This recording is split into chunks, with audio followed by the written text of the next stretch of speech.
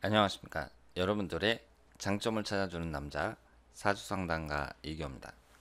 이규호의 일주론 강의 45번째 시간으로 무신일주가 되겠습니다. 오늘 이 시간에 예제를 통해서 무신일주에 대한 이해의 폭을 넓히시길 바랍니다. 자, 그러면 시작하도록 하겠습니다. 우리가 어떤 일주를 볼 때에는 이것이 양으로 되어 있나 음으로 되어 있나 이것부터 파악을 하셔야 됩니다. 일단 그 사람의 성향을 파악할 때 이 사람이 양의 성향이 강한지 음의 성향이 강한지 이것은 큰 차이가 있다고 볼 수 있죠. 무신이라는 것은 천간지지가 모두 양으로만 되어 있습니다. 그러니까 어떤 스타일이에요? 남자다운 스타일이라고 볼 수 있죠. 정확히 이 동물로 표현하자면 노란 원숭이라고 볼 수 있는데요. 원숭이라는 동물은 인간을 가장 많이 닮은 동물입니다. 그만큼 영리하다고 볼 수 있습니다. 그리고 이 무신은 천간지지가 모두 역마라고 봐야죠. 제가 말씀을 드렸지만 천간에 토기운이나 수기운도 역마로 봐야 된다고 말씀을 드렸습니다. 그러면 이 무신이라는 일주가 밑에도 역마, 위에도 역마, 그러니까 사람이 어때요? 역동적이죠. 역동적이고 에너지가 넘친다고 볼 수 있습니다. 부지런한 사람들도 많고 장군 스타일도 많다고 봐야죠. 그래서 대장부 스타일로 역동성이 넘친다, 이렇게 볼 수 있습니다. 그리고 원숭이를 상징하니까 다재다능하고, 그리고 천간이든 지지든 전부 양으로 되어 있으면서 또 토기운이란 말이에요. 토기운, 금기운. 이 토기운, 금기운은 모두 탄력이 없죠. 움직이지 않습니다. 좀 중후하고 무게감 있는 스타일이라고 볼 수 있습니다. 그리고 지지가 식신상간운에 해당이 되니까 말도 잘하고 머리도 좋다, 이렇게 볼 수 있죠.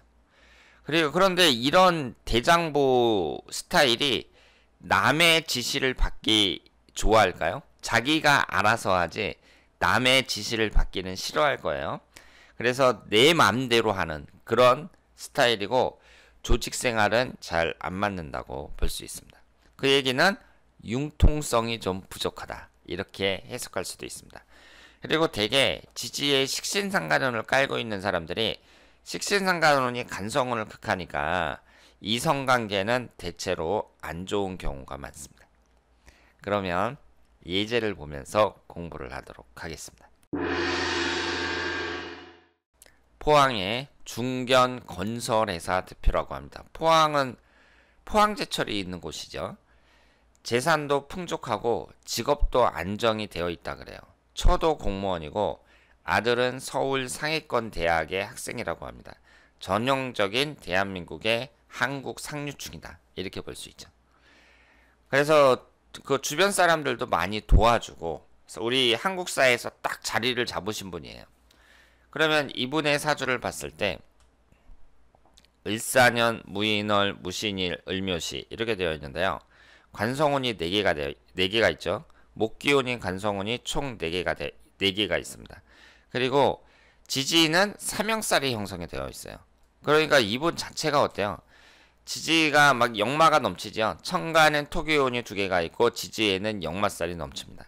그러니까 이런 분들이 만약에 일반인이다 그랬을 때에는 인생에 굴곡이 많다, 이렇게 볼 수 있고, 이분도 성공하기 전까지는 그렇게 그 편안한 삶을 살지는 못했을 거라고 생각을 합니다.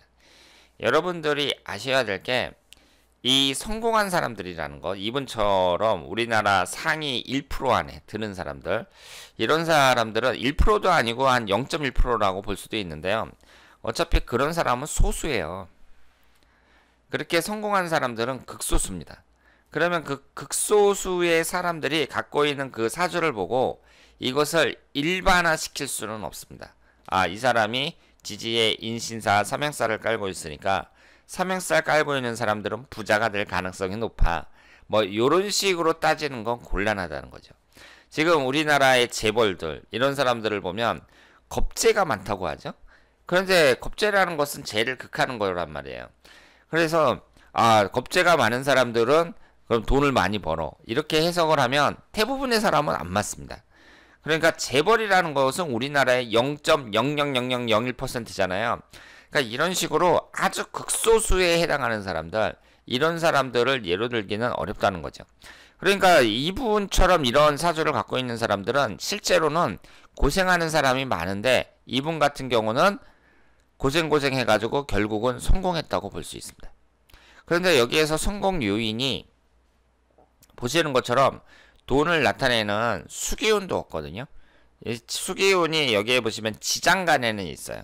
지장간에 있고 흘러가는 대운에서 잘 받쳐주는데, 일단은 지지에 깔려있는 이 역마살이 이분이 성공하는 그 원동력이 아닌가 이렇게 생각을 하고, 그리고 이 무신일주라는 거, 이것도 본인이 사업가로서 성공하는데 많은 도움을 준다 이렇게 볼 수 있습니다.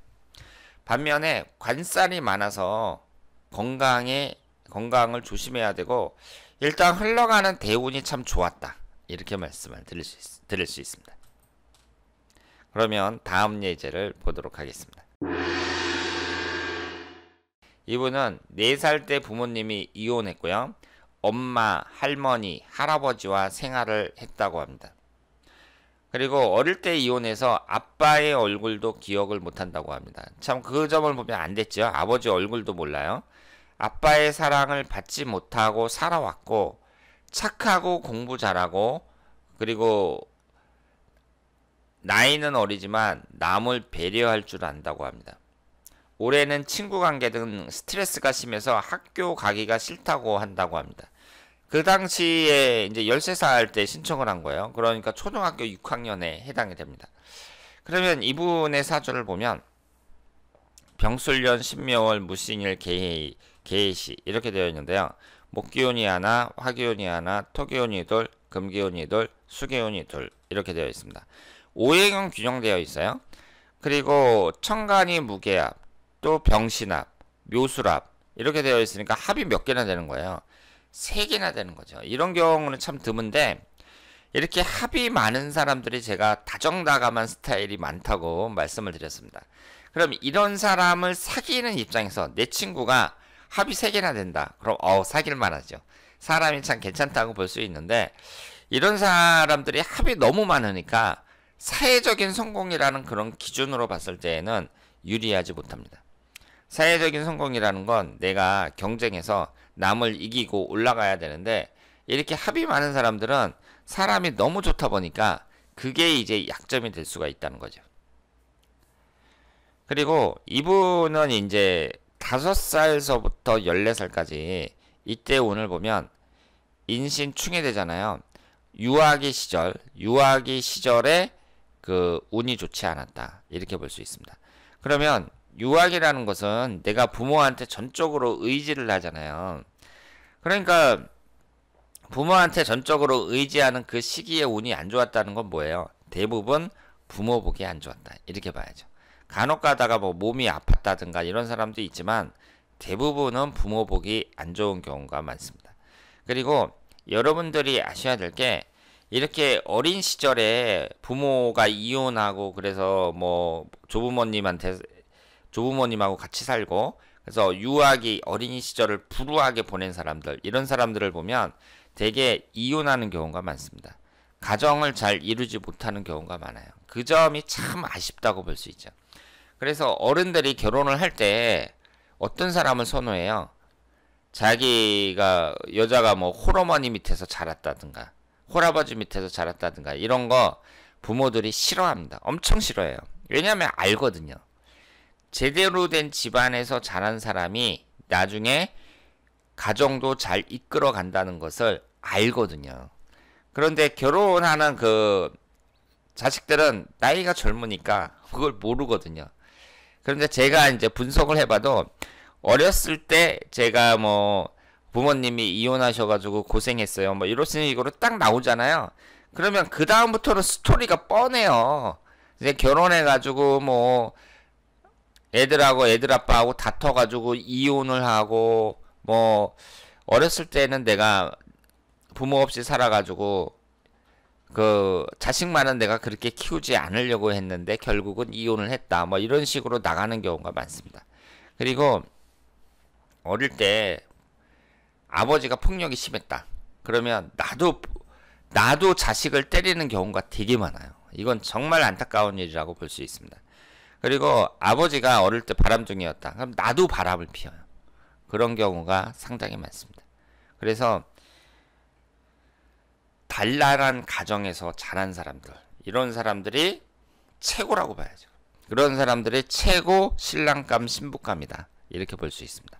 그래서 여러분들이 지금 자녀분들을 이혼하지 않고 배우자하고 좋은 관계 유지하면서 이렇게 화목한 가정을 이끌고 있는 사람들, 이런 사람들이 우리 사회에서 최고라고 볼 수 있어요. 그래서 지금 13살밖에 안 됐는데 지금 현재 이 경인대운이 아직 끝나지 않았단 말이에요. 그런데 기축대운, 무자대운, 정해대운 이런 식으로 쭉 진행이 되는데 15세 기축대운 이후의 운을 보면은 운의 흐름이 이 정도면 좋다고 봐야죠. 그래서 오행도 균형되어 있고 결혼하는 시기만 좀 주의를 하면, 그리고 궁합만 잘 맞춰서 결혼하면 그 좋은 가정 이룰 수 있을 거라고 생각을 합니다. 이분은 미혼이며 과일 도매상에서 근무했습니다. 부동산 경매에 관심이 많다 그래요. 20대에 세무 관련해서 공부를 했고요. 공부가 너무 답답해서 때려치고 과일 도매업으로 뛰어들었다고 합니다. 제 생각에는 사람들이 이제 뭐 공부하는데 이 공부라는 것은요, 하고 싶은 사람이 하는 거예요. 그래서 누구나 다 좋은 대학 가고 뭐 그러려고 하지만 대학이라는 것도 내가 공부에 흥미가 많아서 공부를 해야겠다 생각할 때 가는 거지, 나는 공부에 전혀 흥미가 없는데 굳이 뭐 이렇게 대학 가고 그럴 필요가 없는 거죠. 그래서 이런 사람들은 사회 진출 시기를 앞당겨서 고등학교 졸업하고 이제 어디든지 가면은 사람들이 나이도 젊고 그러니까 키워주려고 한단 말이에요. 그래서 장사를 배우든 뭐 기술을 배우든 한 10년 정도만 고생하면 한 30살 정도 됐을 때 그 사람이 자리를 잡을 수 있다고 생각합니다. 그러면 다른 친구들은 뭐 대학 간다, 대학원 나온다 뭐 이러면서 30살이면은 아직 뭐 제대로 취업을 할까 말까 그러면서 고생하고 있는 그런 시절에 자기는 사장님 소리 들으면서 고수입을 올리면서 잘 살 수 있는 거예요. 그래서 내가 공부하기 싫다 그러면은 일찍 사회 진출해서 돈 버는 게 그게 맞는 거죠. 그 공부하기 싫은데 뭐 집에서 놀 수는 없잖아요. 근데 이분 같은 경우는 과일 도매상으로 뛰어들었다는 게 제 생각에는 그 전까지 그 공부 쪽에는 좀 안 맞는 거 아닌가 이런 생각이 들고요. 여기서 보시면 비경업제가 강한 데다가 역마살이 강합니다. 역마라는 게 뭐예요? 장사 같은 거, 사업 같은 거하고 관련이 있다고 봐야죠. 그리고 비경업제가 강하면서 그 관성운, 직장을 나타내는 관성운은 충을 받아서 깨지고 있단 말이에요. 그러니까 이런 사람들이 자기 사업을 하는 게 바람직하다고 말씀을 드릴 수 있습니다. 그리고 관성운이 없거나 이분처럼 이렇게 충을 받거나 이런 사람들이 그 간섭받는 것을 되게 싫어해요. 그리고 지금 현재는 임술대운인데 42세에서부터 금기운이 계속 들어오거든요. 근데 이 사주 보시는 것처럼 그 상당히 신강한 사주입니다. 신강한 상태에서 나를 강하게 해주는, 내 힘을 빼주는 이 금기운이 계속 들어오니까 이 임술대운도 그렇지만 이 42세 이후 앞으로의 대운의 흐름은 이 정도면은 괜찮다고 볼 수 있습니다. 그래서 오늘은 무신일주에 대해서 공부를 했습니다. 이 일주라는 것이 있어도 나머지 6글자 그리고 밑에 있는 대운이 어떻게 구성되어 있느냐, 거기에 따라서 그 사람의 인생은 완전히 달라진다고 볼 수 있습니다. 하지만 무신일주만이 갖고 있는 그런 특징은 엄연히 존재한다, 이렇게 말씀을 드리겠습니다. 자, 그러면 다음에 더 좋은 내용으로 찾아뵙도록 하겠습니다. 대단히 감사합니다.